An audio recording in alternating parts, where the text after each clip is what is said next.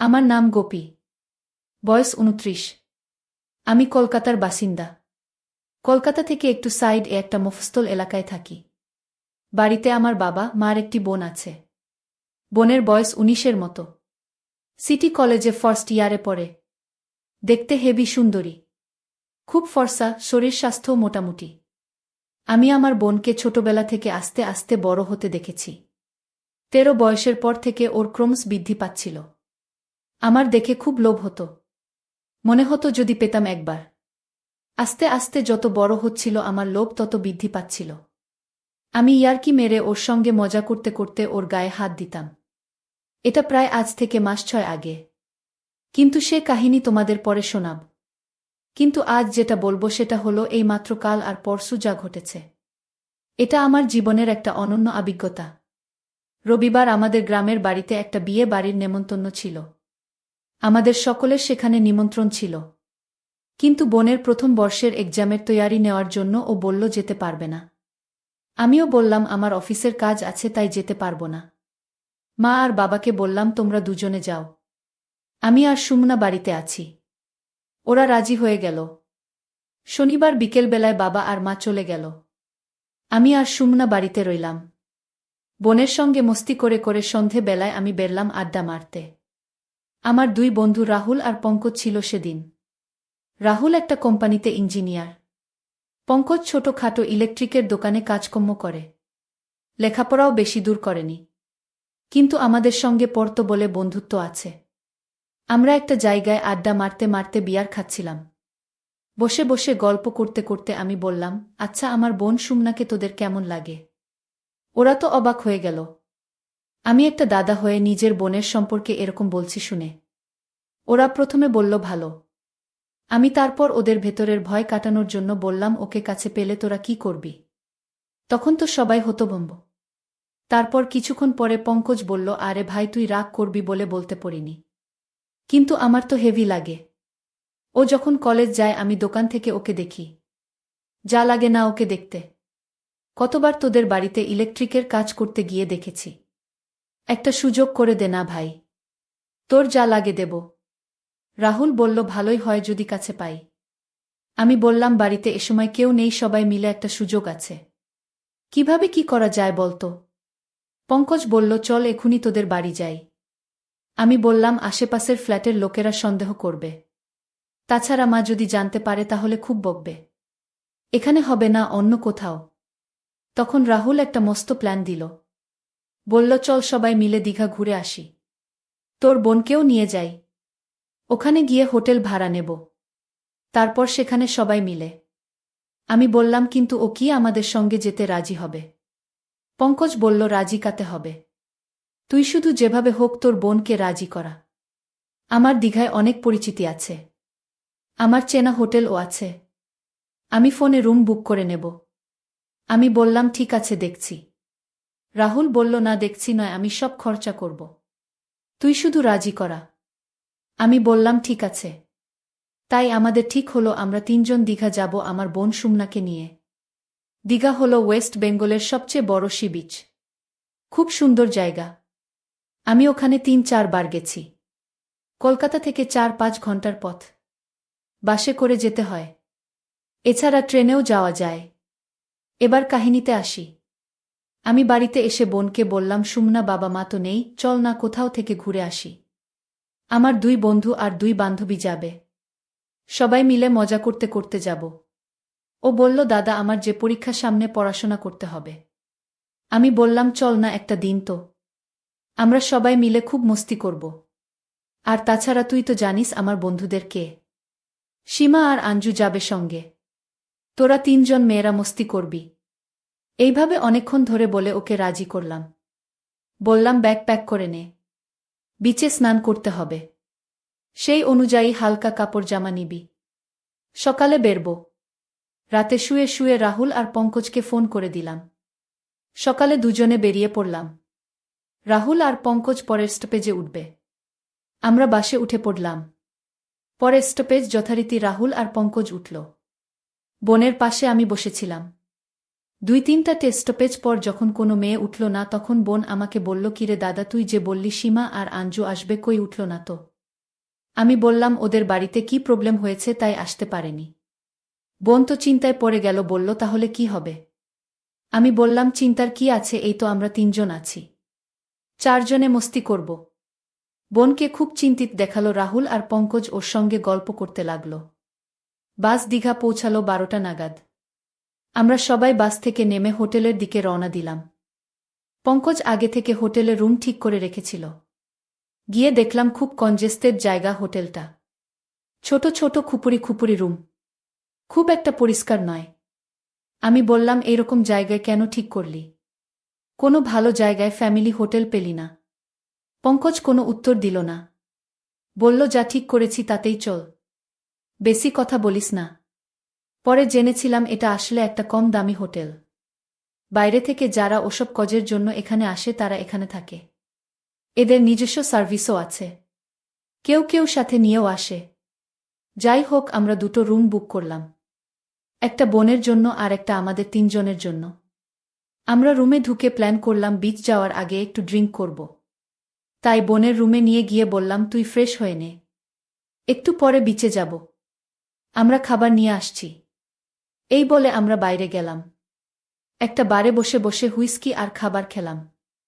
আধ ঘন্টা পরে ওখান থেকে বেরিয়ে বোনের জন্য খাবার কিনতে গেলাম। এসে দেখি পঙ্কজ আর একটা ড্রিঙ্কস কিনেছে। আমি বললাম, কি হবে এটা? বলল, কাজে লাগবে। আর একটা স্প্রাইটের 600 ml কিনে রুমে এলাম। রুমে এসে পঙ্কজ স্প্রাইটের বোতলটা একটু খালি করে ওতে ড্রিঙ্কসটা ঢেলে দিল। তারপর বলল, চল এবার সুমনার রুমে। বলে সে খাবারটা আর স্প্রাইটটা নিয়ে সুমনার রুমে ঢুকল। আমিও গেলাম। গিয়ে বললাম, তুই ফ্রেশ হয়েছিস? বোন বলল, হা দাদা। আমি বললাম, খেয়ে নে, তারপর বিচে যাব। পঙ্কজ ওকে স্প্রাইটটা দিল, বলল, সুমনা তুমি এটাও খেয়ে নাও। আমরা বসে বসে গল্প করতে লাগলাম। খেয়ে দে স্প্রাইটটা খেতে লাগল। বলল, দাদা স্প্রাইটটা এত কড়া কেন বলতো? পঙ্কজ বলল, হয়তো ডিপে ছিল তাই, কিংবা হবে হয়তো আগেকার জিনিস। তুমি খেয়ে নাও, কিছু হবে না বলাতে ও খেতে লাগল। আমরা ওকে বললাম, তুই খেয়ে রেডি হ, আমরাও রেডি হচ্ছি, বিচে যাব। তারপর আমরা 10 মিনিট পর রেডি হয়ে সুমনাকে ডাকলাম। ও বেরিয়ে এলো, একটা রেড কালার জিন্স আর একটা গ্রিন কালার টপ পরে। পঙ্কজ ওকে বলল, সুমনা এই ড্রেস পরে বিচে যেও না, চলো আমি তোমাকে ড্রেস সিলেক্ট করে দিচ্ছি। বলে পঙ্কজ রুমের ভেতরে নিয়ে গেল সুমনাকে। কিছুক্ষণ পর পঙ্কজ বেরিয়ে এলো। আমি বললাম, কিরে, কি ড্রেস দিলি ওকে? পঙ্কজ বলল, দেখতেই পাবি, তোর বোনকে কি বানাবো, দেখতেই পাবি। কিছুক্ষণ পরে সুমনা বেরিয়ে এলো, একটা শর্ট প্যান্ট আর একটা লাইট ইয়েলো জামা। ও খুব লজ্জা পাচ্ছিল এটা পরে। বলল, পঙ্কজদা, এটা তো নাইট ড্রেস, এটা পরে বিচে যাব। পঙ্কজ বলল, চল, এরকম ড্রেসে বিচে স্নান করার জন্য বেস্ট। তুমি কি স্প্রাইটটা পুরো খেয়ে নিয়েছ? বোন বলল, না, পুরোটা খাইনি। পঙ্কজ তখন বলল, ওটা নিয়ে নাও, বিচে পিপাসা পেলে খাবে। তারপর আমরা বিচে গেলাম। সানডের বাজার, তাই আজ বিচে খুব ভিড়। আমরা একটু সাইড এ কম ভিড় দেখে জলে নামলাম। সুমনা জলে বেশি দূর নামল না। আমরা অনেক দূর এগিয়ে গেলাম। কিছুক্ষণ পরে খেয়াল এলো সুমনা সেখানে একা আছে। ভাবলাম দেখে আসি। সামনে গিয়ে দেখলাম, কি হট লাগছে। আশেপাশের কিছু চ্যাংড়া ছেলে ওকে হা করে দেখছে। আর বোন সেটা সম্পূর্ণভাবে বুঝতে পেরে অস্বস্তি ফিল করছে। ঠিক এমন সময় একটা বড় ঢেউ এলো। সুমনা এটার জন্য প্রস্তুত ছিল না, আর ও ছিটকে পড়ে গেল। ঢেউ এসে ওর জামার নিচের অংশটা তুলে দিল। জামাটা একদম ওপরের দিকে উঠে গেল, আর ওর সমস্ত অংশ বেরিয়ে পড়ল। এটুকু আমাদের গরম করার পক্ষে যথেষ্ট ছিল। বোন সঙ্গে সঙ্গে উঠে নিজের জামা ঠিক করল। ওদিকে পঙ্কজ আর রাহুলও এসব দেখছিল। এইসব দেখে আমরা তো আর থাকতে পারলাম না। যেভাবে হোক আজ মজা নিতেই হবে। আমরা জলের উপরে উঠে এলাম। বোনকে ডাকলাম উঠে আসতে। পঙ্কজ ওর কোমরে বাঁধা গামছাটা সুমনাকে দিল। বলল, চলো আমরা উপরে উঠে বসি। আমরা সবাই মিলে ডাবের জল খেলাম। পঙ্কজ বলল, স্প্রাইটটা পুরোটা খেয়ে নিতে, কারণ আমরা ভালোভাবেই জানি যে ডাবের জলের সঙ্গে ওটা খেলে নেশা বেশি ধরে। কিছুক্ষণ পরে আমরা একটু সাইডের দিকে যাওয়ার প্ল্যান করলাম। বলে সমুদ্রের ধার ধরে হাঁটতে শুরু করলাম। কিছু দূর যাওয়ার পর একটা জায়গায় দেখলাম লোকজন তেমন একটা ছিল না। আরও একটু এগিয়ে গেলাম আমরা। অনেকটা যাওয়ার পর দেখলাম এখানে কেউ নেই। এখানে আমরা জলে নামার জন্য ঠিক করলাম। সুমনা বলল সে জলে নামবে না। আমি আর রাহুল সমুদ্রের জলে নেমে এগিয়ে গেলাম। পঙ্কজ সুমনাকে যাওয়ার জন্য বলছিল। সুমনা কিছুতেই যাবে না দেখে পঙ্কজ ওর হাত ধরে টেনে আনল। সুমনা বেশি দূর যেতে চাইল না। পঙ্কজ ও আর জেদ করল না। পঙ্কজ সুমনাকে জল ছেটাচ্ছিল। সুমানও পঙ্কজের সঙ্গে খেলছিল। ওরা দুজনে কোমর জলের মধ্যেই ছিল। আমরা ততক্ষণে অনেক দূর চলে গিয়েছি। সেখানে খুব মজা করছি। আমি আর রাহুল দূর থেকে পঙ্কজকে ডাকলাম, চলে আয়, সুমনা ওখানেই থাক। পঙ্কজ তখন সুমনাকে বলল, চলো ওদের কাছে যাই। বোন বলল, না পঙ্কজদা, তোমরা যাও, আমি এখানেই আছি। পঙ্কজ আর কথা শুনল না। ওকে টানতে টানতে এগিয়ে গেল ক্রমশ গভীর জলের দিকে। বোন ভয় পেল। বলল, আমি যাব না। পঙ্কজ তাকে নিয়ে এগিয়ে গেল আরও গভীর জলে। এবার বোন খুব ভয় পেল আর পঙ্কজের গলা জড়িয়ে ধরল। পঙ্কজ এই সুযোগটাই খুঁজছিল। আমরা এবার বুঝতে পারলাম পুরো ব্যাপারটা। রাহুল ছুটে এগিয়ে গেল ওদের দিকে। পিছন থেকে গিয়ে সুমনাকে জড়িয়ে ধরল। সুমনা ভয় পেয়ে একবার রাহুলের গলায় আর একবার পঙ্কজের গলায় ঝুলতে লাগল। বোন খুব ভয় পেয়েছিল, তাই সে ওদের মনভাব বুঝতে পারল না। এরপর আমি গিয়ে পৌঁছালাম ওখানে। বোন আমাকে দেখে ভয়ে আমার গলা জড়িয়ে ধরল। রাহুল আর পঙ্কজ পিছন থেকে মজা নিতে লাগল। পঙ্কজ ওকে বোঝাতে লাগল ভয় নেই। রাহুল ওর খোলা থাইয়ে হাত বোলাতে লাগল। সবাই মিলে সুমনাকে নিয়ে খেলতে লাগলাম। আমার বেচারি অসহায় বোন একবার আমার গলায় একবার বন্ধুদের গলায় ঝুলতে লাগল। এইভাবে খেলতে খেলতে সুমনার জামার নিচের দিকের দুটো বটন খুলে গিয়েছিল। আমরা এবার সেদিকে মনোযোগ দিলাম। আমি লক্ষ্য করলাম কি অসাধারণ দেখতে আমার বোন। কি চকচক করছে ওর স্কিন। এবার বোন বুঝতে পারল ওর সঙ্গে কি হচ্ছে। কিন্তু ওর কিছু করার ছিল না। ও বলতে লাগল, দাদা আমায় ছেড়ে দে। আমরা ওকে জলের উপরে বসিয়ে দিলাম। তিনজন মিলে অবাধ খেলায় মেতে উঠলাম। তারপর পঙ্কজের গামছাটা আমি ওকে দিলাম, সেটা দিয়ে বোন তার নিচে বেঁধে আমাদের সঙ্গে হোটেলের দিকে রওনা হল। হোটেলে গিয়ে আমরা সবাই বোনের রুমে ঢুকলাম। বোন ওই অবস্থায় বিছানায় বসে কাঁদতে লাগল। ভাবতে লাগল কিভাবে ও আমাদের কাছে বিলি হয়ে গেল। তখনও কি আর বুঝতে পেরেছিল যে ওর সঙ্গে আরও কি কি হতে চলেছে। কিন্তু আমাদের তখন ওর অবস্থা ভাবার মতো সময় নেই। পঙ্কজ এসে ওকে বিছানার উপরে ফেলে দিল। আমার বোন সুমনার অবস্থা ওঠার মতো ছিল না। সে একদম চুপচাপ শুয়েছিল। প্রচণ্ড ক্লান্ত অবস্থায় মাঝে মাঝে ফুপিয়ে ফুপিয়ে কাঁদছিল। কোনো কথা বলছিল না। পঙ্কজ আর রাহুল ওকে তুলে ধরে আস্তে আস্তে বাথরুমে নিয়ে গেল। আমিও গেলাম পিছু পিছু। বাথরুমে গিয়ে আমরা তিনজনে মিলে সুমনাকে স্নান করিয়ে দিলাম। ভালো করে সাবান মাখিয়ে সুমনাকে স্নান করিয়ে দিলাম। আমরাও স্নান করে নিলাম। তারপর স্নান করে বেরিয়ে সুমনাকে ভালো করে মুছিয়ে দিলাম আর নিজেরাও মুছে নিয়ে চুপচাপ বেডে শুয়ে পড়লাম। আফটার অল সবাই খুব ক্লান্ত ছিলাম, তাই সবাই ঘুমিয়ে গেলাম। বোনের ঘুম ভাঙল সন্ধে বেলার একটু আগে। ঘুম ভাঙতেই নিজেকে সকলের মাঝে ওই অবস্থায় পেয়ে খুব কাঁদতে শুরু করল। ওর কান্নায় আমারও ঘুম ভেঙে গেল। আমি ওকে বুঝিয়ে বললাম যা হয়েছে ভুলে যেতে। কিন্তু বোন খুব কাঁদছিল। পঙ্কজ ও রাহুলের ঘুম ভেঙে গেল। ওরাও বোনকে বোঝাতে লাগলো যা হয়েছে সব ভুলে যেতে। পঙ্কজ বলল আমাকে খাবার আনতে। সবার খুব খিদে পেয়েছে। সুমানা ও কিছু খেয়ে নেবে। আমি উঠে ড্রেস পরে খাবার আনতে বেরিয়ে গেলাম। ওদেরকে বললাম তোরা এবার আমাদের রুম এ যা আর সুমানা ড্রেস পরে নিক। ওরা বলল হ্যাঁ তুই যা, আমরা দেখছি। আমি তো বেরিয়ে গেলাম খাবার আনতে। 10-15 মিনিট পরে খাবার নিয়ে রুম এ এসে দেখলাম ওরা সবাই একই অবস্থায় আছে। আমি তো অবাক হয়ে বললাম, কিরে তোরা এবার যা রুম এ। এসব কি হচ্ছে এখনো? এবার ওকে একলা ছেড়ে দে। বোনের কান্না আরও বেড়ে গেল আমার কথা শুনে। সে আমার কাছে ছুটে এসে বলল, দাদা ওরা আমাকে ব্ল্যাকমেল করছে। ওরা মোবাইলে আমার ফটো আর ভিডিও রেকর্ড করে রেখেছে। এখন ওরা আমাকে ব্ল্যাকমেল করছে। আমি রাহুলকে বললাম, কিরে এসব কি করছিস? পঙ্কজ বলল, চিন্তা করিস না ভাই, তোর বোনকে আজ দীঘার সার্ভিস বানাবো। আমি তো খুব রেগে গেলাম। বললাম চল তোরা এবার এ ঘর থেকে যা। পঙ্কজ বলল এ ঘর থেকে কেউ যাবে না। সবাই এই রুমেই থাকব আর এই অবস্থাতেই থাকব। তোর ভালো লাগুক বা না লাগুক। বেশি কথা বললে তোর বোনের ফটো গোটা দুনিয়া দেখবে। ইন্টারনেটে ছেড়ে দেব। আমি ভয় পেয়ে চুপ করে গেলাম। ভাবতে থাকলাম এরা আমার বোনকে নিয়ে কি করার প্ল্যান করছে। তারপর কথা না বাড়িয়ে সবাইকে খাবার সার্ভ করলাম। বোন কাঁচতে কাঁচতে খেয়ে নিল। কিছুক্ষণ পরে সবাই মিলে ড্রেস পরে বাইরে বেরোতে গেলাম। ওরা বোনকে সঙ্গে নিয়ে গেল। চারদিক ঘুরতে ঘুরতে ওরা দুজন বারবার আমার বোনের অসভ্যতামি করছিল। কিছুক্ষণ ঘোরার পর একটা শপ থেকে ড্রিঙ্কস কিনে নিল বেশি করে। আমি বললাম এত কে খাবে রে? পঙ্কজ বলল খাওয়ার লোক আছে। কিছুক্ষণ পরে হোটেলে ফিরে রুমে ঢুকলাম আমরা। পঙ্কজ বাইরে বেরিয়ে গেল। আমি কিছু বুঝতে পারলাম না। বাইরে দেখতে বেরিয়ে দেখলাম পঙ্কজ হোটেল ম্যানেজারের সঙ্গে গল্প করছে। ম্যানেজার হাসতে হাসতে ওর সঙ্গে কি সব গল্প করছে।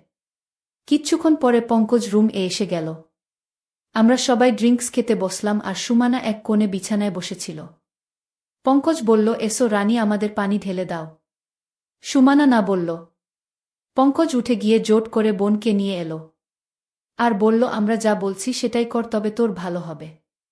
না হলে কি যে হবে সেটা জানিস তো। সুমানা ফুপিয়ে ফুপিয়ে কাঁদতে লাগল। চুপচাপ চলে এসে আমাদের ড্রিঙ্কস ঢেলে দিতে লাগল। পঙ্কজ বলল এবার নাচতে শুরু করো রানী। বলে রাহুল উঠে গান চালিয়ে দিল। আমার বোনকে ওরা সামনে রেখে বলল এবার নাচো রানী। বোন অসহায় অবস্থায় ড্যান্স শুরু করল। কিছুক্ষণ পরে কলিং বেল বেজে উঠল। পঙ্কজ বলল আমাদের নতুন অতিথি এসেছে। বলে দরজাটা খুলে দিল। আমি অবাক হয়ে দেখলাম হোটেল এর ম্যানেজার আর ক্যাশিয়ার এসেছে। আমি বুঝতে পারলাম পঙ্কজ কি করল এতক্ষণ ধরে। কিন্তু আমার কিছুই করার ছিল না। ম্যানেজার এসে আমাদের সঙ্গে বসল। বোন তো লজ্জা পেয়ে বেডে বসে পড়ল। পঙ্কজ বলল ড্যান্স করো লজ্জা কিসের? আজকে আমাদের নিউ পার্টনার এরা। বলে সুমানাকে ধরে টেনে নিয়ে এলো। আর নাচাতে লাগল। আমার অসহায় বোন সুমানা কয়েকজন লোকের সামনে ড্যান্স করতে লাগল। ম্যানেজার বলল কি সুন্দর মেয়ে এনেছ। কোথা থেকে পেলে? এ তো দিঘার টপ হয়ে যাবে। আজকে একে আমরা টেস্ট করি তারপর দেখছি। সুমানা ড্যান্স করতে করতে ড্রিঙ্কস ঢেলে দিতে লাগল। ক্রমশ আসর জমে উঠল। ম্যানেজার মাঝে মাঝে উঠে আমার বোনের সঙ্গে ড্যান্স করতে করতে তার সাথে বেয়াদবি করতে লাগল। কিছুক্ষণ পরে রাহুল উঠে সব খুলে দিল। ম্যানেজার আর ক্যাশিয়ারও খোলার লাইসেন্স পেয়ে গেল। সকালে আমি উঠে পড়লাম আর বোনকে বোঝালাম যা হবার হয়েছে আর কাঁদিস না। একটু পরে তো এখন থেকে চলে যাব। তারপর আর কিছু হবে না। চুপ কর। এই বলে সান্ত্বনা দিতে লাগলাম। ওদের বললাম তোরা এবার উঠে ড্রেস পর একটু পরে তো বেরোতে হবে। 10টার মধ্যে তো রুম খালি করে দিতে হবে। পঙ্কজ বলল চিন্তা করিস না কেউ কিছু বলবে না। রুম থেকে আজ কেউ যাব না। আমি বললাম সে কি রে? আজকে না গেলে কি করে হবে? এমনিতেই অনেক টাকা খরচ হয়ে গেছে। পঙ্কজ বলল তুই খরচের চিন্তা করিস না। আজকে আমাদের খরচ একদম নীল বরং উল্টে ইনকাম করব। আমি তো রীতিমতো ভয় পেয়ে গেলাম। ভাবতে থাকলাম আমার বোনকে নিয়ে এরা নিশ্চয় কিছু প্ল্যান করেছে। তবু পঙ্কজের ভয়ে চুপ করে রইলাম। কিন্তু আসল গল্প অন্য ছিল। আমার কল্পনাতেও আসেনি আমার বোনকে নিয়ে এরা কি করতে চলেছে। যাই হোক তারপর সকালে সবাই উঠে যে যার ড্রেস পরে ব্রাশ করে চাটা খেলাম। তারপর বসে বসে কিছুক্ষণ কথা বললাম। জানতে চাইলাম ওরা কি করতে চায় সারাদিন। কিছুক্ষণ পরে সুমনাকে ওর রুমে রেখে দিয়ে পঙ্কজ আর রাহুল আমাদের রুমে এলো। আমি আমার বোনকে সান্ত্বনা দিতে লাগলাম। কিছুক্ষণ পরে আমিও এই রুমে এলাম। ওদের বললাম হ্যাঁ রে আজকে তোরা কি আবার সি বিচে সুমনাকে নিয়ে যাবি? ওরা বলল আজ আর সি বিচ নয় রে পাগলা। শুধু দেখ তোর বোন আমাদের আজ কোথায় কোথায় নিয়ে যায়। কিছুক্ষণ পরে হোটেলে ফিরে এসে সুমনার রুমে খাবার পৌঁছে দিয়ে এলাম। পঙ্কজ এসে বলল খেয়ে নাও একটু পরে সিনেমা দেখতে যাব। 12টা থেকে শো শুরু হবে।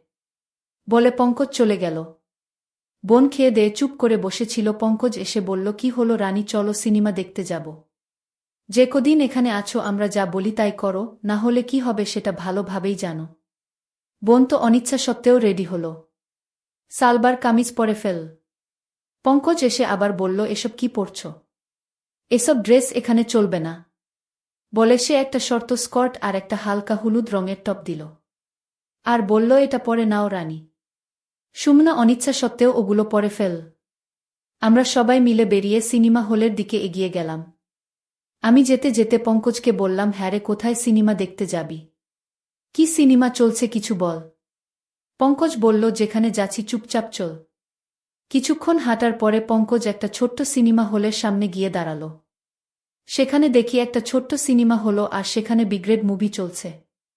আমি তো বুঝতেই পারলাম আজকে আমার বোন এর সাথে কি হতে চলেছে। বৌদি দেবরকে তার আপন বাচ্চা ভেবে নিজের ঘরে শুইয়ে দিল। এরপর যা হলো তা জানলে আপনি অবাক হবেন। আমার দেবর অনেক ছোট ছিল এবং আমাদের পরিবারের সবার কাছে খুব প্রিয় ছিল। পরিবারের সবাই তাকে খুব ভালোবাসত। আমিও খুব ভালোবাসতাম। আমি তাকে আদর করে নিজের ছোট ভাইয়ের মতো করে জড়িয়ে ধরতাম এবং সে আমাকে তার বড় বোনের মতোই মনে করত। আর আমার ঘরেই থাকত। একদিন আমার স্বামী আর পরিবারের সবাই মিলে একসাথে এক বিয়েতে গেল। স্বামী বলল, আমার ভাইকে তোমার ঘরে ঘুমাতে দাও, রাতে সে ভয় পায়। আমিও তাকে বাচ্চা মনে করে রাজি হলাম আর ওই রাতে সে আমার সাথে যা করল তাতে আমার আত্মা কেঁপে উঠেছিল। কারণ সে আমার সাথে যা করল তা জানতে পুরো ঘটনাটি মনোযোগ সহকারে শুনতে থাকুন। বন্ধুরা, আমার নাম মুক্তা আক্তার। আমি যখন বিয়ে করলাম তখন জানতে পারলাম আমার শ্বশুরবাড়িতে আমার ছোট দেবর আছে যার বয়স মাত্র ১৩ বা ১৪ বছর। আমি খুব খুশি হয়েছিলাম কারণ আমি বাড়িতে ভাই বোনের মধ্যে সবচেয়ে ছোট ছিলাম। ৩ জন বড় ভাই ছিল কিন্তু আমার কোনো ছোট ভাই ছিল না, তাই আমি সবসময় একটা ছোট ভাই চাইতাম। আমি ভাবতাম আমি ভাই পেলাম না, কিন্তু বিয়ের পর আমি একটা দেবর পেয়েছি আর সে যেন আমার ভাইয়ের মতো। বাড়িতে শাশুড়ি ছিল না, তবে আমার ২ ছোট ননদ ছিল আর আমার শ্বশুরও সেখানেই থাকতেন। আমার দেবরের নাম ছিল রাকিব। সে সবসময় আমার চারপাশে ঘোরাঘুরি করত। জানি না বিয়ের পর ওর কি হয়েছে। ও শুধু আমার কাছেই বসত আর বলত যে আমার বৌদি সবচেয়ে মিষ্টি। আমি বৌদির কাছে বসব। আমি ওর সাথে ডিনার করব। আমি দেখতে সত্যি খুব সুন্দরী ছিলাম, তাই তো আমি আমার স্বামীর মন জয় করেছিলাম। সেই জন্যই তো তিনি আমাকে নিয়ে খুব খুশি ছিলেন আর আমিও আমার চোখের স্বপ্ন নিয়ে খুশি ছিলাম। আমি ভেবেছিলাম জীবনটা খুব সুন্দর হবে। আমি আমার স্বামীকে আগে থেকেই চিনতাম, কিন্তু এটা প্রেম করে বিয়ে ছিল না। আসলে আমরা একই কলেজে পড়তাম। সেখানেই আমার স্বামী আমাকে পছন্দ করত এবং তারপরে তিনি আমাকে বিয়ে করবার জন্য সম্বন্ধ পাঠান। তিনি বললেন যে আমার পক্ষ থেকে ছিল এটা আমার পছন্দের বিয়ে এবং আমি তোমাকে খুব পছন্দ করি। সর্বদা আমার পরিবারকে সম্মান করো। তাদের যত্ন নিও। আমার ছোট ভাইয়ের মধ্যে আমি সারা জীবন শহরের বাইরে থেকেছি।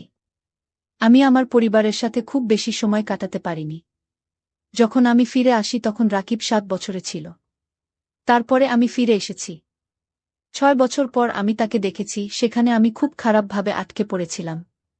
তাই আমি এখন পরিবারের সাথে থাকতে চাই। আমি সারা জীবন তাদের থেকে দূরে দূরে ছিলাম। প্রথমে লেখাপড়ার সূত্রে, তারপর চাকরি সূত্রে। এখন আমি পরিবার নিয়ে থাকতে চাই। তুমি আমার পরিবার আর এই সব। তাই ওদের সঙ্গে কখনো ঝগড়া করবে না, আর আমি তো নিজের সংসার করতে এসেছি। আর মনে মনে বাসনা ছিল যে আমি সবার সাথে ভালোভাবে থাকব। যখনই কোনো খাবার তৈরি করতাম প্রথমে রাকিবকে দিতাম। এতেও খুব খুশি হতো। মাঝে মাঝে সে বাইরে থেকে অনেক কিছু কিনে আনতো আমার জন্য। খুব ভালো লাগতো আমার। আমি তাকে এত ভালোবাসি যে মাঝে মাঝে আমি তাকে আদর করে ছোট ভাইয়ের মতো করে জড়িয়ে ধরি। আমরা যখনই বাসা থেকে বাহির হতাম তখন সে খুব অস্থির হয়ে যেত। একবার আমি আমার মামার বাড়িতে বেড়াতে গেলাম। আমার মামার বাড়ি বেশি দূরে নয়, তাই ৩-৪ দিন থাকার পর ফিরে এলাম। আমি যখন ফিরে আসি তখন রাকিব কাঁদতেছিল এবং আমাকে সে যখন দেখল সে আমাকে জড়িয়ে ধরে বলল, বৌদি, তোমাকে আমি অনেক মিস করেছি। সবাই বলতো সে তোমাকে কত ভালোবাসে, কিন্তু সে স্কুলে যেত না। সবাই বলতো সে স্কুলে যায় না। এটা খুব খারাপ অভ্যাস তার। তার তো স্কুলে যাওয়া উচিত। সে বলতো আমি পড়ালেখায় আগ্রহী নই, কিন্তু আমার স্বামী বলতো আমাদের রেডিমেড ব্যবসা আছে। আমরা ওকে ব্যবসা বলে বুঝিয়ে দেব আর সে তার কাজ করবে। পড়াশোনা তো তাকে করতে হবে, যার চাকরি প্রয়োজন। আমার ভাইয়ের কি দরকার? আমি এত পরিশ্রম করেছি, তাতে অন্তত আমার ভাই বসে বসে খেতে পারবে। তাই সে সবার প্রিয় ছিল, আরও বিগড়ে যাওয়া ছেলে ছিল। কিন্তু মাঝে মাঝে বড় দিদিদের সাথেও মিষ্টি খারাপ ব্যবহার করত। কিন্তু সে আমার সাথে সবসময় সম্মানজনক ব্যবহার করত। আমার ননদের সাথে আমার ছোটখাটো ঝগড়া হয়েছিল। তখন সে নিজের দিদিকেই কথা শুনিয়েছিল। সে বলল, তুমি এমনভাবে কথা বলছে যেন বৌদি খাবারে খুব বেশি লবণ দিয়েছে, আর তুমি তো যেন খুব ভালো খাবার রান্না করো। বৌদি আসার ঠিক আগে বিরিয়ানিতে রং বেশি দিয়ে পুরো পরিবারের সদস্যদের পেট খারাপ করেছিলেন, সেটাও সবার মনে আছে। এর জন্য ১,০০০ টাকার বিরিয়ানির জন্য ৫,০০০ খরচ হয়ে গিয়েছিল। আমি হাসলাম আর আমার ননদ তাকে বকাঝকা করতে লাগল। বলতে লাগল সে কত স্বার্থপর হয়ে গেছে। সে আমাকে এভাবেই সাপোর্ট করত। এভাবে আমরা যেন এক দলে পরিণত হয়ে গেছি। সে বলতো, আমি শুধু তোমার পাশে আছি। আমি তোমাকে সবসময় সাপোর্ট করব, তুমি খুব ভালো। তুমি কাউকে ভয় করো না। দাদা যদি কখনো তোমাকে সন্দেহ করে তবুও আমি তোমার পাশেই থাকব। এই জন্য আমি তাকে খুব ভালোবাসতাম। সে একটা ভালো ছেলে ছিল। আমি রাকিবকে বুঝিয়ে বললাম যে তুমি স্কুলে যেতে থাকো। সে বলল, তুমি যা বলবে আমি সব মেনে নেব। তোমার জন্য আমি আমার জীবনটা বিসর্জন দেব বৌদি। কিন্তু আমাকে স্কুলে পাঠাবেন না। আমি তোমাকে খুব পছন্দ করি। তুমি আমার সেরা বৌদি। তুমি যা বলবে আমি সবসময় মেনে নেব, কিন্তু আমাকে এসব কথা বলো না। তুমি কি খেতে চাও বলো? আমি তোমার জন্য নিয়ে আসব। তুমি ভাবতে পারো যে আমি তোমার গোলাম। কিন্তু আমি স্কুলে যাব না। আমি বললাম, ঠিক আছে, তোমার ইচ্ছা। একজন শিক্ষিত লোক যখন ব্যবসা করে তখন তার হিসাব নিকাশ ঠিক থাকে, আর একজন নিরক্ষর লোক যখন ব্যবসা করে তখন শিক্ষিতের মতো হিসাব ঠিক থাকে না। একদিন এক ঘটনা ঘটল। আমার স্বামী বাড়িতে ছিল না এবং আমার স্বামীর এক খালাত ভাই আমার বাড়িতে এসেছিলেন। তিনি আমাকে সালাম দিলে তিনি আমার হাত ধরার চেষ্টা করেন। আমি হাত পিছন দিকে সরিয়ে নিয়েছিলাম এবং ব্যাপারটাকে এড়িয়ে গেছিলাম। রাকিব ব্যাপারটা খেয়াল করল। আমি রান্নাঘরে চা তৈরি করতে গেলে সে আমার কাছে এসে বলল যে সে তোমার সাথে খারাপ ব্যবহার করেছে। তুমি তাকে কেন কিছু বলনি? আমি বললাম, কোনো সমস্যা নেই ভাইটি। এইভাবে ঘরে ঝগড়া হতে পারে, আমি তো নববধূ। সবাই বলবে আমি আসতে না আসতেই ঘরে ঝগড়া শুরু করে দিয়েছি। আর ওটা তো তোমার বোনের শ্বশুরবাড়িও বটে, আর তাই এমন কথা বলা যায় না। তখন সে আমাকে বলল, সে তোমার হাত ধরবে আর তুমি চুপ করে থাকবে। কারণ এটা আমার বোনের শ্বশুরবাড়ি। তাই এই আবার কি? তোমাকে এই আচরণকে শিখিয়েছে। যদি কেউ তোমাকে জ্বালাতন করে তুমি তাকে কিছু বলবে না। ছোট রাকিবের কথা শুনে আমি অবাক হয়েছিলাম যে সে কিভাবে প্রাপ্তবয়স্কদের মতো আচরণ করছে এবং সে আমাকে বোঝাচ্ছে। সে ঠিকই বলেছিল, কিন্তু এটা মা বোনদের ব্যাপার এবং আমার জন্য এটা আমার তো শ্বশুরবাড়ির ব্যাপার ছিল। এটা সম্ভব হতে পারে যে সে ভুল করে আমার হাত ধরেছিল। যদিও আমি খুব ভালো করেই বুঝতে পেরেছিলাম এটা কোনো ভুল নয়।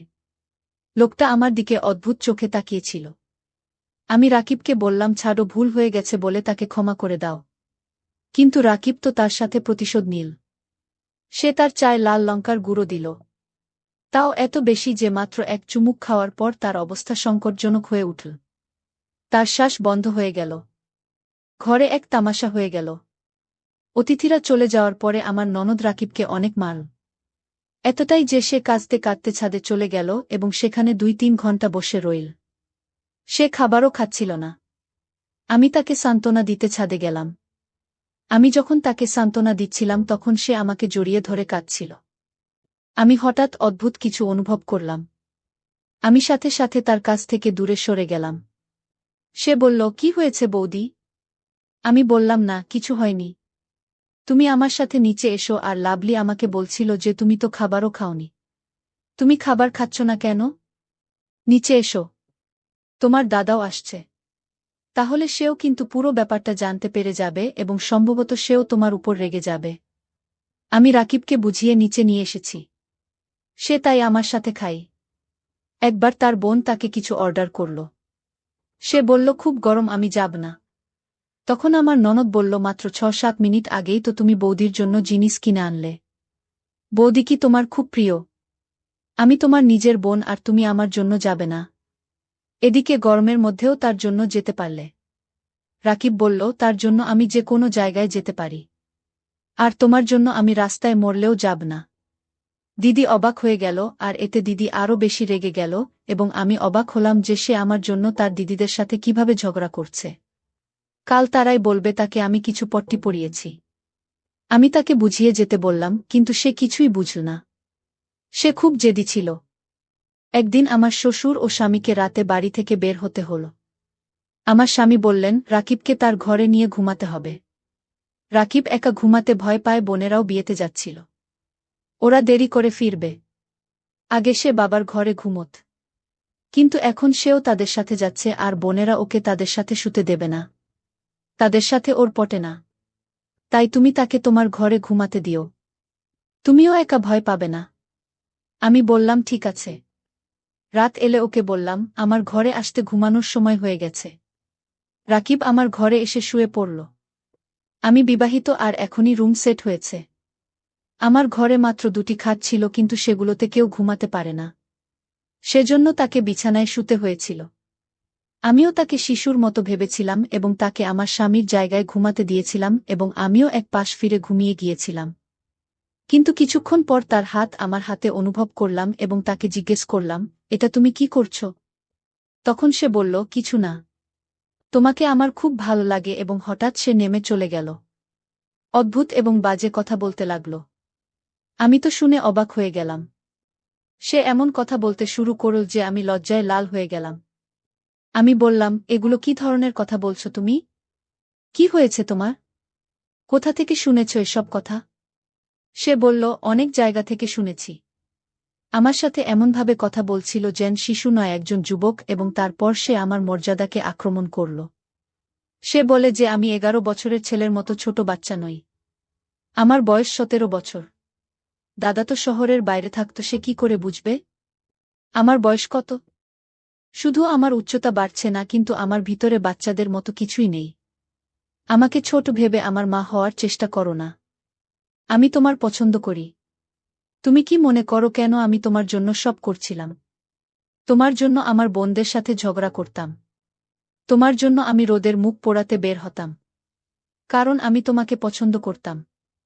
আমি বললাম, তোমার কাছ থেকে এটা আশা করিনি। আমি তোমাকে আমার ছোট ভাই মনে করতাম, আর তুমি ভাই তো দূরের কথা, মানুষ হবার যোগ্য নয়। আমি পরিবারের সবাইকে বলবো। সে বলল, হ্যাঁ, পরিবারের সবাইকে বলে দাও, কেউ তোমাকে বিশ্বাস করবে না। কারণ আমি বলবো, তুমি আমার সাথে জোর করার চেষ্টা করেছিলে। আমি তো হতবাক এবং বিচলিত হয়ে পড়লাম। সে ফুলদানি তুলে আমার মাথায় আঘাত করল এবং আমি অজ্ঞান হয়ে গেলাম। সকালে যখন আমি ঘুম থেকে উঠি, আমার সবচেয়ে মূল্যবান জিনিসটি আমার থেকে কেড়ে নেওয়া হয়েছিল এবং আমি কি করব তাও আমি জানতাম না। আমার স্বামী এবং শ্বশুরবাড়ির সবাই ফিরে এসেছিল।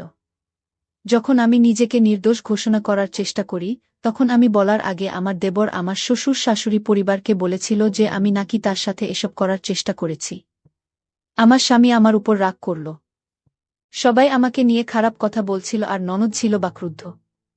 যখন আমি আমার স্বামীকে বললাম যে তোমার ভাই আমার সাথে এসব করেছে, সেদিন সে আমাকে জড়িয়ে ধরেছিল, যেমন তুমি আমাকে জড়িয়ে ধরো।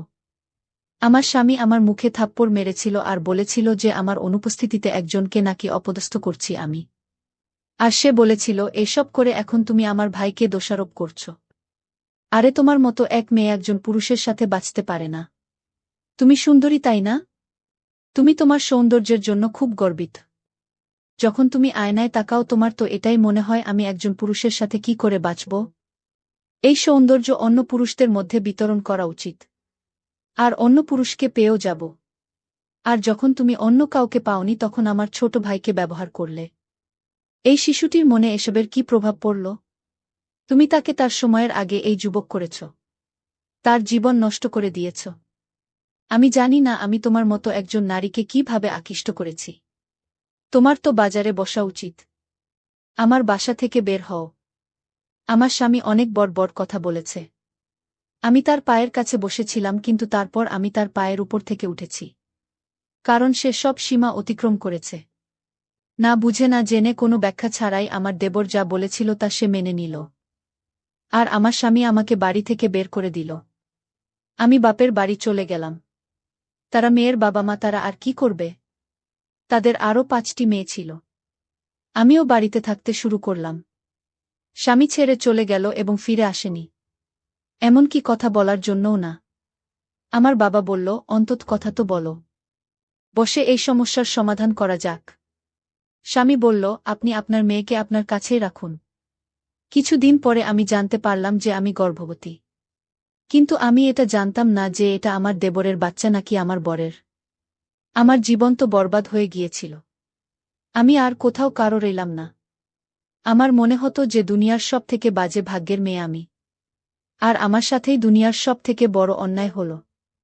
আমার পরিবারকে আমি সব কথা বলেছিলাম। তারাও আমাকে কথা শোনাতে লাগল। বলল, তুমি বোকা ছিলে, তুমি বুঝতে পারলে না। মহিলারা তো বুঝতে পেরে যায় যে ছেলেরা তার বিষয়ে কি ভাবছেন। আমি বললাম, আমি তো তাকে বাচ্চাই ভাবছিলাম, কিন্তু আমি কি করে জানব সে আমার সর্বনাশ করবে। আমার স্বামী আমার সাথে কোনো কথাই বলতো না। আমি তাকে ফোন করতাম, মিস করতাম তাকে, ভয়েস মেসেজ করতাম। লম্বা লম্বা 10 মিনিটের ভয়েস মেসেজ পাঠাতাম, কিন্তু সে আমার কথার কোনো জবাব দিত না। আমি তাকে বললাম, একদিন না একদিন তুমি সব জানতে পেরে যাবে, কিন্তু তারপর আমি তোমার কাছে আর ফেরত আসবে না। কেননা ততক্ষণে অনেক দেরি হয়ে যাবে। সে কোনো জবাব দিল না। তারপর সে আমার মেসেজ শোনা ছেড়ে দিল। আমার 1 মাস চলছিল। একদিন তাকে দেখে আমি অবাক হয়ে গেলাম। আমার ঘরে এসে মাথা নত করে দাঁড়িয়ে আছে। সে আমার বাবাকে বলল যে সে আমার সাথে একাকী কথা বলতে চায়। আমি বললাম যে কি বলতে চাও? কেন এসেছো এখানে? বাবা আমাদের একা ছেড়ে দিল। সে আমাকে এমন একটা কথা বলল যে আমি অবাক হয়ে গেলাম। সে বলল যে তুমি চলে যাওয়ার পর আমাদের বাড়িতে অনেক সমস্যা এসেছে।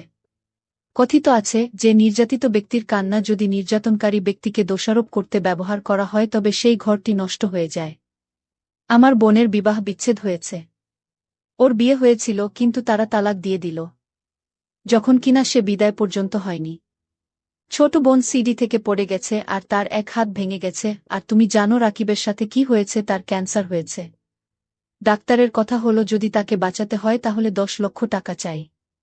তুমি তো জানোই আমাদের কাছে এত টাকা নেই, আর তার কাছে বোধ হয় 1 বছরের বেশি সময়ও নেই। সে সব কিছু আমায় বলে দিয়েছে যে সে তোমার উপর নজর রাখত। সে তোমার উপর নির্যাতন করেছিল।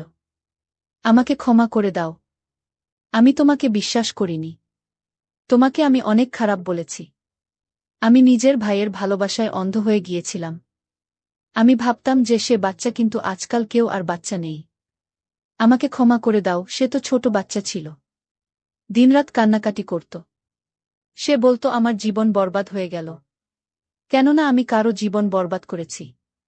আমি আমার বরকে বললাম, আমি তো সেই যাকে তুমি কালকে অবধি বাজারে বসতে চাইতে, আজকে নিজের ঘরে নিয়ে যাবার জন্য এখানে এসেছ। আমার বলে চোখে জল ছিল। সে বলল যে প্লিজ আমাকে ক্ষমা করে দাও। আমি বললাম যে আল্লাহ বলে কোনো সিদ্ধান্ত নেওয়ার আগে ভেবে নাও। অন্তত তুমি আমাকে জিজ্ঞাসা করতে পারতে। তুমি আমার কোনো কথা শোনার জন্য রাজি ছিলেন না। যখন আমি তোমাকে ফোনে বলতে গেলাম যে আমি মা হতে চলেছি, তুমি কি বললে? তুমি যেটা বলছিলে যে এই বাচ্চাটা আমার না, সেটাকে নষ্ট করে দাও। আর এই বাচ্চার সঙ্গে তো এখন তুমি আমাকে কি করে গ্রহণ করতে পারবে? আমাকে তালাকের পেপার পাঠিয়ে দিও, নতুবা এই বাচ্চা জন্ম নেওয়ার পর আমাকে না হলে তোমার উপর তালাকের কেস করতে হবে। আমি বললাম, আর সেখান থেকে চলে এলাম। আমার বর আমাকে ডাকতে থেকে গেল, কিন্তু আমি ফিরে তাকালাম না। সেদিন কতটা যন্ত্রণা দিয়েছে আমার হৃদয়ে। যখন কেউ আপনার উপর বিশ্বাসী না করবে তাহলে কেন পিছিয়ে ফিরে যাওয়া? আমি নিজে ঘরে চলে এল। আমার দরজা বন্ধ করে দিলাম। সে আমার বাবার সাথে কথা বলছিল। তারপরও সে আমাদের ঘরে এসেছে। আমি বাবাকে বলে দিয়েছিলাম যে আমি তার সাথে যাব না, আর এটাই আমার সিদ্ধান্ত ছিল। তোমাদের উপর আমি বোঝা হতে চাই না। আমি নিজে কিছু করে নেব। বাবা বলল, আমরা কি মরে গেছি? তুমি যা বলবে সেটাই হবে। এরপর আল্লাহ আমাকে একটা মিষ্টি মেয়ে দিল। এমনিতে তো আমার ওই সময় অনেক খারাপ অবস্থা ছিল, কিন্তু আমি আমার মেয়েকে বাহাদুর বানাব, এটা ভেবেই আমি তাকে হৃদয়ের সাথে লাগিয়ে রেখেছিলাম। মেয়ের জন্মের পর বলের উপর কাজ করলাম, আর তার থেকে তালাক নিলাম, আর নিজের ঘরে থাকতে লাগলাম। ঘরে টিউশন পড়াতাম। তারপর আস্তে আস্তে আরও কাজ করতে লাগলাম। তারপর যখন বাচ্চারা বড় হয়ে গেল একটা অফিসে চাকরি নিলাম। এখন আমি আমার মেয়ের সাথে থাকি, আর তার খেয়াল রাখি। আমার দেবর এখনও এই দুনিয়াতে আছে। তারা তো বলেছিল যে তার ক্যান্সার হয়েছে, কিন্তু বোধ হয় অন্য কোনো রোগ ছিল। আর এখন আবার ওদের সাথে কোনো সম্পর্ক নেই। আর আমার জীবনের সিদ্ধান্ত আপনাদের উপরেই ছাড়লাম। আপনারাই বলুন যেটা আমি করেছি ঠিক করেছি নাকি ভুল করেছি। আমার বল আমার হৃদয় ভেঙেছে। সে আমাকে এমন কথা বলেছে যে যদি সে মন্টানা করত তাহলে হয়তো ব্যাপারটা সমাধান হয়ে যেত। যদি সে সেই সময় আমার উপর বিশ্বাস করত যে আমার বউ এমনটা করতে পারে না, তবে আজ আমাদের ভালোবাসা অনেক ভারী হয়ে টিকে থাকত। সে আমাকে ভালোবেসে বিয়ে করেছিল, ভালোবাসার জোর দেখিয়েছিল। সে আমায় ভালোবাসে বলে দাবি করত। তাহলে তার ভালোবাসার তো মজবুত হবার প্রয়োজন ছিল। আল্লাহ তো পুরুষ মানুষকে মজবুত বানিয়েছে, তাকে বেশি বুদ্ধি দিয়েছে। তাহলে তাদের বেশি মজবুত হওয়ার মতো মনোভাব জাহির করা উচিত। তার তো বোঝা উচিত ছিল যে সে যখন আমার চরিত্রের উপর দাগ দিয়েছে আর আমাকে বলেছে যে তোমার মতো মহিলার বাজারে বসা উচিত, তাহলে সেই পুরুষ কি আমার বর হতে পারে? রাগের মধ্যে মানুষ এমন কিছু বলে দেয়। যদিও আর রাগের মাথায় বলা কথার কোনো গুরুত্ব যদি নাই থাকে, তাহলে এই দুনিয়ায় যত লোকের তালাক হয়েছে সেগুলো তো রাগের জন্যই হয়েছে। তাহলে তালাক কি কেন মেনে নেওয়া হয়? যদি তালাক রাগের মধ্যে হয়, তবে রাগের মধ্যে সেই মানুষের কথা কি আপনি এটা বলতে পারেন না যে সেটাও বলে ফেলেছে আর তার কোনো গুরুত্ব নেই? কখনো না কখনো কারো ভালোবেসেও তালাক হতে পারে।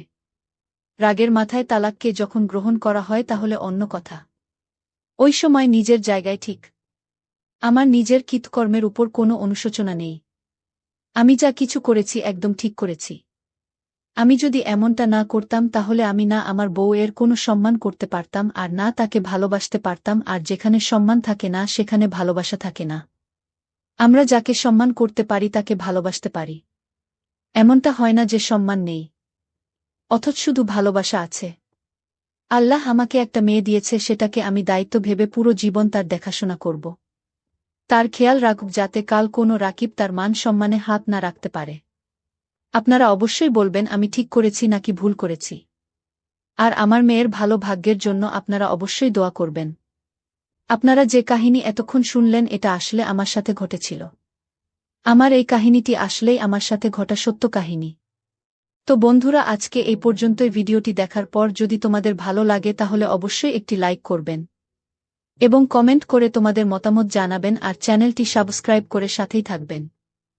হ্যালো বন্ধুরা, আজকের এই গল্পে আপনাদের সবাইকে স্বাগতম। আমার নাম রশ্মি, বয়স 18 বছর। আমি গত 2 বছর ধরে এই বাড়িতে কাজ করছি। এই বাড়িতে আমার মালকিন আর তার ছেলে আকাশ ছাড়া কেউ থাকে না। কিন্তু 2 মাস আগে আমার মালকিন মারা গেছেন। মালকিন খুব অসুস্থ ছিলেন আর তাই আমাকে তার সেবা করার জন্য এখানে ডাকা হয়েছিল। মালকিনের মৃত্যুর পর আমি ভাবতে শুরু করলাম আকাশ হয়তো আমাকে চাকরি থেকে বের করে দেবে। কিন্তু আকাশ বলল, তুমি মায়ের মৃত্যুর পরও এখানে কাজ করতে পারো। আমি খুব খুশি হলাম, কারণ আকাশকে আমার খুব ভালো লাগত। তবে আমি এখনও বুঝতে পারছিলাম না আকাশের মনের ভেতরে আসলে কি চলছে। আমি সবসময় লুকিয়ে লুকিয়ে তাকে দেখতাম। যখন আমাদের চোখাচোখি হতো তখনও বুঝতে পারতাম না তার মনে আমার প্রতি কোনো অনুভূতি আছে কিনা। আমি সারাদিন এই বাড়িতে থাকতাম, একটি ছোট ঘরে ঘুমাতাম। মালকিনের মৃত্যুর পর আমি আকাশের কাছাকাছি থাকার চেষ্টা করতাম। আমি তখন তরুণী হয়ে উঠেছিলাম আর আকাশ ছিল আমার সামনে একমাত্র পুরুষ। সে খুব সুন্দর ছিল, তাকে দেখলে আমার মনের ভেতর কিছু একটা জাগ্রত হতো। আমি যখনই সুযোগ পেতাম তাকে খুশি করার চেষ্টা করতাম, কিন্তু সে কেন যেন আমার থেকে দূরে থাকত। কথা বলত, কিন্তু যখনই আমি তাকে ছুতাম সে আমাকে সরিয়ে দিত। আমি তার মন জয় করতে চেয়েছিলাম, তাই তার জন্য বিভিন্ন রকম খাবার রান্না করতাম। কিন্তু বুঝতে পারছিলাম না আমার মধ্যে কোথায় ঘাটতি ছিল যা তাকে আমার থেকে দূরে রেখেছিল। একদিন খুব বৃষ্টি হচ্ছিল, আকাশ বাইরে কাজ করতে যেতে পারেনি, সারাদিন বাড়িতেই ছিল। রাতে আমি তাকে বললাম, আকাশ, আমি খুব ভয় পাচ্ছি, যদি তোমার অসুবিধা না হয় আমি তোমার ঘরে ঘুমাতে পারি কি? আকাশ বড় বড় চোখে আমার দিকে তাকিয়ে রইল। বুঝতে পারলাম সে হয়তো আমাকেও ঘরে রাখতে চায়, কিন্তু বলতে পারছে না। আমি চিন্তিত হয়ে পড়লাম, সে হয়তো আমাকে দূরে সরিয়ে দেবে। আমি ছিলাম দরিদ্র পরিবারের মেয়ে, কিন্তু দেখতে খুব সুন্দর ছিলাম। আমার এই সৌন্দর্য আমার জীবনের বোঝা হয়ে উঠেছিল, কারণ আমি যখনই নিজের শরীর দেখতাম আমার মনের মধ্যে কিছু একটা করার ইচ্ছা জাগত। আমি স্কুলেও যাইনি, তাই আমার জীবন নিয়ে কি করতে চাই তা বুঝতেও পারছিলাম না। আমার মাও এই কাজ করতেন, কিন্তু এখন আর করতে পারেন না। বাড়ির আর্থিক অবস্থার কারণে মা আমাকে তার জায়গায় কাজ করতে পাঠিয়েছেন। এখানে থাকার জায়গা, খাবার আর 15,000 টাকা মজুরি পেতাম। আমি বাড়ির সব কাজ করতাম, মাঝে মাঝে মা বাবার সাথে দেখা করতে যেতাম, কিন্তু খুব একাকী লাগত। আমি এমন একজনকে চাইছিলাম যে আমাকে ভালোবাসবে। আমার বয়সের কারণেই হয়তো এমন লাগছিল। আকাশ আমার সবচেয়ে কাছের মানুষ ছিল, তাই তাকে বলেছিলাম, আমি তোমার ঘরে ঘুমাতে চাই। মনে মনে তাকে নিজের করে নিতে চেয়েছিলাম। আকাশ কিছুক্ষণ চিন্তা করে বলল, ঠিক আছে, তুমি আমার ঘরে ঘুমাতে পারো।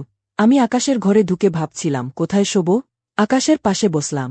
সে বলল, তুমি বিছানায় শুতে পারো, কিন্তু একটু দূরে থেকো, অথবা চাইলে মেঝেতেও শুতে পারো।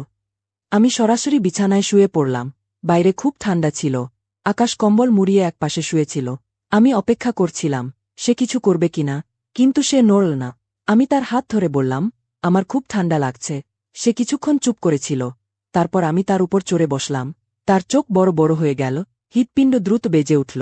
আমি বললাম, আমি আর একা থাকতে পারছি না। আমি তাকে চুমু খেতে শুরু করলাম। সে ভয় পেয়ে যাচ্ছিল।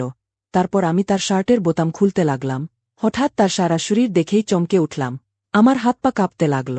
আমি ভাবতেও পারিনি এমন কিছু দেখব। আমি দ্রুত ঘর থেকে বেরিয়ে গেলাম। বৃষ্টিতে ভিজতে ভিজতে দৌড়াতে লাগলাম। পাগলের মতো দৌড়াচ্ছিলাম। চোখের সামনে সবসময় সেই দৃশ্য ভাসছিল। যখন বাড়ি পৌঁছালাম মা দরজা খুলল। আমাকে দেখে অবাক হয়ে গেল। বাবাও এসে বলল, কি হলো মা, এমন অবস্থায় কেন এলে? মার আগে বলল, একটা তরুণী মেয়েকে কাজ করতে পাঠাতে মানা করেছিলাম। দেখো এখন কি হলো। আমি দ্রুত নিজের জামা ঠিক করতে লাগলাম। আমার বুকে সবকিছু দৃশ্যমান ছিল। আমার চুল এলোমেলো হয়ে গিয়েছিল। কেউ আমাকে এমন অবস্থায় দেখলে ভাবত আমার সাথে কিছু খারাপ ঘটেছে। আমার বাবাও জিজ্ঞাসা করলেন কি হয়েছে, কিন্তু আমি কিছু বলতে পারিনি। নিজেকে সামলে রাতের দিকে ভাবতে বসেছিলাম এবং স্মৃতির পাতা উল্টাচ্ছিলাম। যখন আমি 16 বছরের ছিলাম, তখন মা আমাকে এই বাড়িতে কাজের জন্য নিয়ে এসেছিলেন কারণ গৃহকর্ত্রী খুব অসুস্থ ছিলেন। সেই সময় আকাশ প্রায় 20 বছরের ছিল। সেখানে একসময় খাওয়ারও ব্যবস্থা ছিল, যেখানে আকাশ তার কাজ শেষ করে বাড়ি ফিরত এবং তারপর সে পানির ট্যাঙ্কে চলে যেত এবং ঘণ্টার পর ঘণ্টা সেখানেই থাক। সেই ট্যাঙ্ক থেকে অদ্ভুত অদ্ভুত শব্দ আস। যখন আমি তার কাছে যেতাম, তখন মনে হতো না যে সে মাদক গ্রহণ করেছে। সে বেশ স্বাভাবিক লাগত, কিন্তু তার মুখটা খুবই চিন্তিত দেখাত। আমি তার ওপর নজর রাখতাম কারণ তাকে আমি খুব পছন্দ করতাম। আমি তার কাছে যেতাম এবং সেখানে দাঁড়িয়ে দেখতাম আকাশ কি করছে, শার্ট খুলে কি করছে। আমি তার শরীর দেখছিলাম এবং দেখতে দেখতে তার কাছে চলে গিয়েছিলাম এবং তাকে স্পর্শ করেছিলাম। সে আমাকে দেখল এবং বলল, তুমি এখানে কি করছ? তোমার এখনই এখান থেকে চলে যাওয়া উচিত। তারপর সে তাড়াতাড়ি তার শার্ট পরে ফেলল যাতে আমি তার শরীর না দেখতে পারি। তারপর সে আমার দিকে ফিরে বলল, তুমি এখানে কি করছ? কেন আমাকে স্পর্শ করেছ? সে রাগান্বিত হয়ে বলছিল, কিন্তু আমি তার চোখে প্রেম দেখতে পাচ্ছিলাম। তারপর আমি তাড়াতাড়ি তার কাছে গিয়ে তাকে চুম্বন করলাম। আমি বললাম, আমি তোমাকে খুব মিস করছিলাম, তাই তোমাকে দেখতে এসেছি। সে আমার আকস্মিক চুম্বনে ভয় পেয়েছিল এবং বলল, এটা সব কি? তারপর সে আমার হাত ধরল। তখন তার নিঃশ্বাস খুব দ্রুত চলছিল। সে আমার হাত ধরল এবং আমাকে বাইরে টেনে নিয়ে গেল। তারপর সে বলল, রশ্মি, কখনো এই ট্যাঙ্কে আসার সাহস করো না। এরপর সে আমাকে ট্যাঙ্ক থেকে বের করে নিয়ে গিয়ে দরজা বন্ধ করে দিল। আমি সেখানে দাঁড়িয়ে থেকে দেখছিলাম। আমি বুঝতে পারছিলাম না আমার সাথে কি ঘটছে। যখন আকাশ বাইরে এল, তখন সে বড় বড় চোখে আমাকে দেখছিল। আমি তার চোখে অপরাধবোধ দেখতে পাচ্ছিলাম। সে আমাকে তার কাছে ডেকে বলল, দেখো, এটা ঠিক নয়, তুমি আমার থেকে দূরে থাকো। এরপর থেকে আকাশ যখনই আমার দিকে তাকাত, মনে হতো সে আমার প্রেমে পড়েছে, কিন্তু কেন জানি না, সে আমার কাছে আসতে পারছিল না। আমি তার কাছে যেতে চেয়েছিলাম, কিন্তু সে আমাকে কাছে আসতে দিত না। আকাশ আমাকে নিজে থেকে দূরে থাকতে বলত, কিন্তু বলা হয়, যখন কিছু করতে মানা করা হয়, তখন আমরা সেই কাজটাই করতে বেশি ইচ্ছুক হই। আমিও সেই কাজটাই করছিলাম। যখনই সুযোগ পেতাম, আমি 20 মিনিটে গিয়ে দীপ্তির লাইট জ্বালাতাম কিনা দেখতাম। এ ব্যাপারে সে খুব রেগে যেত। একদিন সাহস করে যখন তাকে জিজ্ঞাসা করলাম, তুমি ট্যাঙ্কে কি কর, তখন সে আমার প্রশ্নের উত্তর না দিয়ে ট্যাঙ্কের দরজা বন্ধ করে দিল।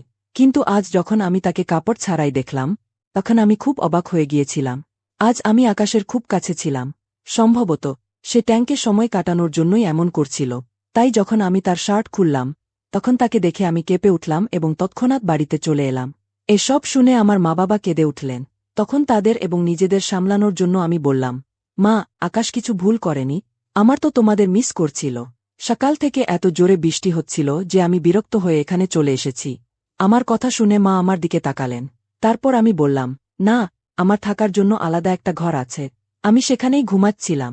তখনই খারাপ একটা স্বপ্ন দেখে তোমাদের কাছে চলে এলাম। আকাশ খুব ভালো ছেলে। সে কখনোই আমাকে খারাপ চোখে দেখে না। আমার কথা শুনে মা বাবা শান্ত হলেন, কিন্তু আমি তাদের সত্যি কথা বলিনি, কারণ আমার সত্যি বলার সাহস ছিল না। এজন্যই তারা আমাকে পরদিন আবার কাজে পাঠালেন। আকাশ বাড়িতেই ছিল, হয়তো আমার আসার অপেক্ষা করছিল, কিন্তু আমি তার সাথে কথা না বলে বাড়ির কাজ করতে লাগলাম। আকাশ আমার চারপাশে ঘুরছিল। সে ভেবেছিল আমি তাকে একটা প্রশ্ন করব, কিন্তু আমি তাকে কিছু জিজ্ঞাসা করিনি, কারণ আমি তাকে ঘৃণা করতে শুরু করেছিলাম। সন্ধ্যা পর্যন্ত সে আমার পেছনে পেছনে ঘুরছিল। কাজ শেষ হওয়ার পর হঠাৎ সে আমার হাত ধরল এবং বলল, এবার চুপচাপ বসো, আমি তোমাকে সব বলব। তাকে দেখে আবার আমার মনে প্রেম জেগে উঠ। কিন্তু তখন আমার মন ভেঙে গিয়েছিল। আকাশ বলতে শুরু কর। সে আমাকে বলল, যখন আমি 15 বছরের ছিলাম তখন খারাপ লোকদের সাথে মেলামেশা শুরু করেছিলাম। বন্ধুদের সাথে খারাপ জায়গায় যেতাম এবং সেখানে মহিলাদের সাথে রাত কাটাতাম। আমার বাবা ছিলেন না, শুধু মা ছিলেন এবং তিনিও খুব অসুস্থ থাকতেন। তাই আমাকে কেউ আটকানোর ছিল না, আমাকে রাগ করার কেউ ছিল না। তারুণ্যের উন্মাদনায় আমি বিভিন্ন মেয়ের সাথে সম্পর্ক তৈরি করতে শুরু করলাম। আমার ক্লাসে একটা মেয়ে ছিল, সে খুব সুন্দর ও ফর্সা। আমি এবং আমার বন্ধুরা তাকে পেতে চাইতাম এবং একদিন আমরা সুযোগ পেলাম। আমরা তাকে অপহরণ করলাম। একটি কুঁড়েঘরে আমরা সবাই মিলে তার সাথে খারাপ কাজ করলাম। সে আমাদের সামনে হাতজোড় করে অনেক কেঁদেছিল। সে বলেছিল, আমাকে ছেড়ে দাও। কিন্তু আমরা তার ওপর কোনো দয়া দেখাইনি। আমরা তার একটা ভিডিও বানিয়েছিলাম এবং বলেছিলাম, তুমি কাউকে কিছু বললে আমরা এই ভিডিও ভাইরাল করে দেব। মেয়েটি কাঁদছিল এবং আমাকে অভিশাপ দিচ্ছিল, ভগবান তোমাকে এমন শাস্তি দেবে যে তুমি কল্পনাও করতে পারবে না। আমরা মেয়েটির কথা হেসে উড়িয়ে দিয়েছিলাম।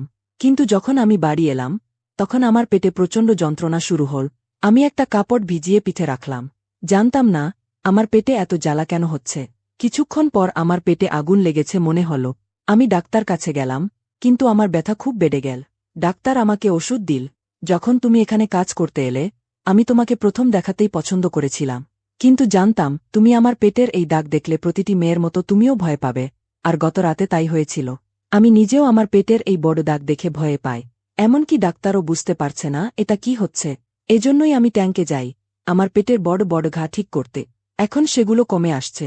যে তান্ত্রিক বাবার কাছ থেকে আমি টোটকা করাচ্ছি তিনি বলেছেন আমাকে পুরোপুরি সুস্থ হতে আরও 4 মাস লাগবে। এই 4 মাস পর্যন্ত আমাকে মেয়েদের স্পর্শ থেকে দূরে থাকতে হবে। আকাশের কথা শুনে আমি বিস্মিত হলাম। আকাশ বুঝতে পেরেছিল যে সে জীবনে অনেক খারাপ কাজ করেছে। তারপর আকাশ বলতে লাগল, আমারও সেই মেয়েটির কথা খুব মনে পড়ে যে আমাকে অভিশাপ দিয়েছিল। আমি তার কাছে ক্ষমা চাইতে চাই, কিন্তু সে এখন এই শহর ছেড়ে চলে গেছে। এরপর আমি আকাশের বাড়ি থেকে ফিরে মায়ের কাছে এলাম। 4 মাস ধরে আমার আকাশের সাথে কোনো দেখা হয়নি। 4 মাস পর আকাশ পুরোপুরি সুস্থ হয়ে গেল। আমি এই সময় আকাশকে অনেক সাহায্য করেছিলাম। 4 মাস পর যখন আকাশের সাথে দেখা করতে তার বাড়ি গেলাম, দরজা খোলা ছিল, তাই সোজা ভেতরে ঢুকে পড়লাম। তারপর আকাশকে ডেকে উঠলাম, কিন্তু কোনো সাড়া পেলাম না। তারপর আমি তাড়াতাড়ি আকাশের ঘরে চলে গেলাম। তখন আকাশ কাপড় ছাড়াই আয়নার সামনে দাঁড়িয়ে নিজেকে দেখছিল। তখন আমি তাকে নগ্ন দেখে হেসে ফেললাম। তারপর সে পেছন ফিরে আমার দিকে তাকাল। এখন আমি তার সামনে লজ্জা পাচ্ছিলাম, তাই আমি পিঠ তার দিকে করে দাঁড়িয়ে রইলাম। তারপর আকাশ একটি তোয়ালে জড়িয়ে আমার কাছে এসে আমাকে পিছন থেকে ধরে কাঁধে চুমু দিতে লাগ। আমি একদম শান্ত, নিস্পন্দ হয়ে দাঁড়িয়ে রইলাম। সে আমাকে এদিক ওদিক স্পর্শ করতে লাগ। আকাশ আমার সামনে এসে আমার ঠোঁটে চুম্বন করতে শুরু কর। তখন আমার ভেতরেও কিছু একটা জেগে উঠতে লাগল এবং আমিও তাকে চুম্বন করতে লাগলাম। হঠাৎ করেই আকাশ আমার কুর্তি টানতে শুরু কর। তখন আমি পিছিয়ে গেলাম এবং বললাম, আকাশ, এটা ঠিক নয়, দয়া করে থামো। আকাশ বলল, রশ্মি, আমি তোমাকে ভালোবাসি এবং তোমাকে বিয়ে করতে চাই। এত বলেই সে ধীরে ধীরে আবার কুর্তি সরাতে লাগ। তখন আমি বললাম, আকাশ, প্লিজ থামো, বিয়ের পর সব করো। আকাশ রাগান্বিত হয়ে মুখ ঘুরিয়ে দাঁড়িয়ে গেল। তবে আমিও চাচ্ছিলাম আকাশ আমার সাথে সব করুক, কিন্তু সরাসরি বলতে পারছিলাম না। তখন আকাশ আবার আমাকে তার বাহুডোরে আবদ্ধ করল এবং আমার সব কাপড় খুলে ফেল। তারপর সে আমাকে সোফায় বসিয়ে তার কোলে তুলে নিল এবং প্রেম করতে শুরু কর। আমিও তাকে পুরোপুরি সঙ্গ দিচ্ছিলাম। প্রায় 2 ঘণ্টা পরে যখন আমরা দুজনেই বাস্তবতায় ফিরলাম তখন আমি সম্পূর্ণরূপে হারিয়ে গিয়েছিলাম। সময়ও অনেক হয়ে গিয়েছিল এবং আমাকে বাড়ি ফিরতে হতো, তাই তাড়াতাড়ি কাপড় পরে বাড়ির দিকে রওনা হলাম। পরদিন সকালে আকাশ আমার মা বাবার কাছে এল এবং আমাকে বিয়ে করার প্রস্তাব দিল। সে বলল, আমি জীবনে যেসব ভুল করেছি তা সংশোধন করতে চাই। আমি তোমাকে বিয়ে করতে চাই। সে বলল, রশ্মি, তোমার সাথে আমার জীবন আরও ভালো হয়ে উঠবে এবং আমি তোমার সাথে সুখী জীবন কাটাবো। আকাশ আমার মা বাবার কাছ থেকে আমার হাত চাইল এবং তারা খুব খুশি হয়ে আমার হাত আকাশের হাতে তুলে দিল। এখন আকাশ পুরোপুরি সুস্থ হয়ে উঠেছিল এবং মেয়েদের সম্মান করতে শিখেছিল। বিয়ের পর আমি আমার মা বাবাকে নিয়ে আকাশের বাড়ি চলে এলাম। আমাদের জীবনও ভালো হয়ে উঠল এবং আমরা সবাই খুব সুখী জীবন যাপন করছিলাম। তাহলে বন্ধুরা, যদি এই গল্প ভালো লেগে থাকে তাহলে আমাদের চ্যানেলটি অবশ্যই সাবস্ক্রাইব করবেন।